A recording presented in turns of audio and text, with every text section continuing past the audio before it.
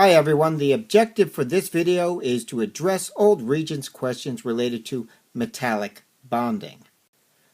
But let's first remember that metallic bonding has everything to do with metal atoms becoming ions and then sitting around with other metal ions, and what happens to the valence electrons that none of them want.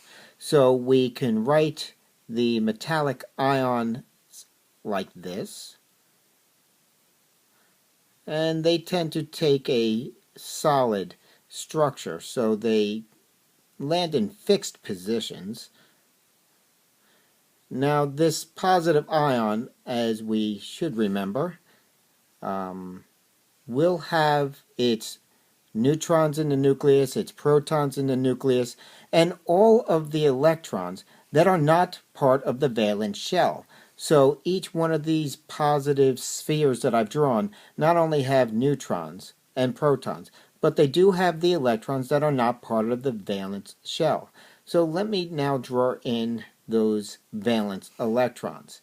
Well, they could be scattered throughout all of these. Now remember, they really don't have a home. None of these metal ions want them. So we call this a sea of mobile electrons because they are being displaced. We also call them delocalized electrons. Now what happens to these electrons when we add extra from this direction? Well, if we keep on flooding the left side with electrons, we are going to end up with a current of electrons moving towards the right. And this helps us understand, in part at least, why metals are good conductors of heat and electricity. Question number 1. Which substance is a good conductor of electricity in both the solid and the liquid phase?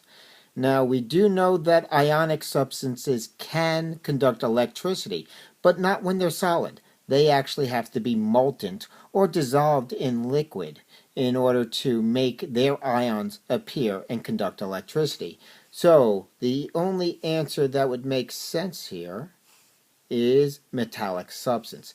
Again, ionic substances can, but they need to either be in the liquid form or they need to be in what we call an aqueous form, which means they have been dissolved in water. Molecular substances do not. A good example is sugar. Sugar cannot conduct electricity. And a network substance. I'm not even certain what they mean there. Answer is A. Number 2. Which type of bond is present in copper wire? Copper. Well, let's explore where it is we find copper on the periodic table. And there it is, right here. Now in that position, we know that it is a metal because all of these in here are metals. While these are nonmetals, this is nonmetals, but they're non-reactive nonmetals known as noble gases. This is a nonmetal, but because of its valence, it's located right there. So copper is a metal. And well, there's the copper metal itself, the copper wire, I should say. So what type of bond will hold copper to copper? Metallic bond. Question 3. Which type of bonding involves positive ions immersed in a sea of mobile electrons? Similar to this picture right here, similar to the second slide that I have in this video, and we would be looking at metallic bonds. Question 4. The table shows some properties of three solids, X, Y, and Z. Let's explore them. The melting point in degrees Celsius for X is 800, for Y it's 80, for Z it's 1200. Solubility in water means will it dissolve in water? X will, Y will not, and Z will not. Solid state conducts electricity. So when it's a solid, will it conduct electricity? X will not, Y will not, but Z will. And molten state conducts electricity. So molten, that means movement. We're thinking about a liquid. When X is a liquid, it will conduct electricity. Interesting. But when it was a solid, it did not. When Y is molten, will it conduct electricity? No. And Z will conduct electricity when molten, and as well when it's solid. So, what is the correct classification for each solid. Now, looking at X, it has a fairly high melting point. When it's solid, it does not conduct electricity. When it is molten, it does. It does dissolve in water.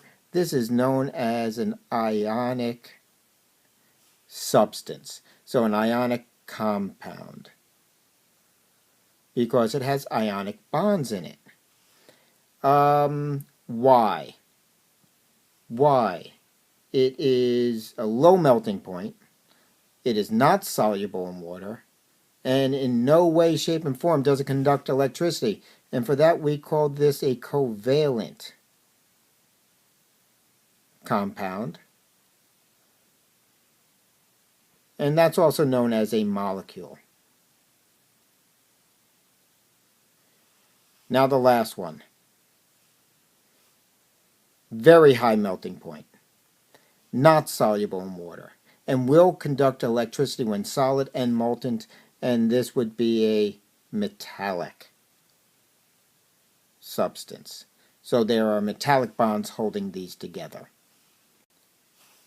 Question 5. Which substance at STP, that stands for standard temperature and pressure, we use that so that we can compare against other things that are also at STP.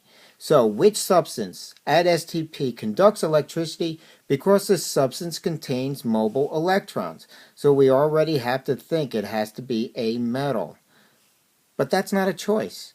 We have choice A, B, C, and D. So what do we need to do to uncode this question and find the right answer? We have to find the metal. So, is H a metal? Grab my pen. No. Is K a metal? Yes. But just for completeness sake, let's take a look at the others.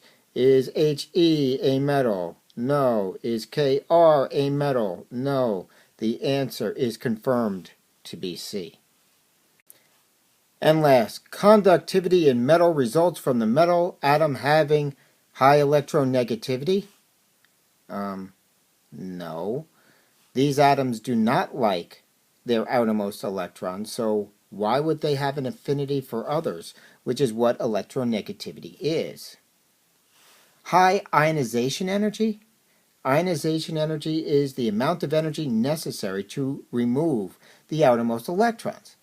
If in fact they already don't like their outermost electrons, it won't take much energy to remove them.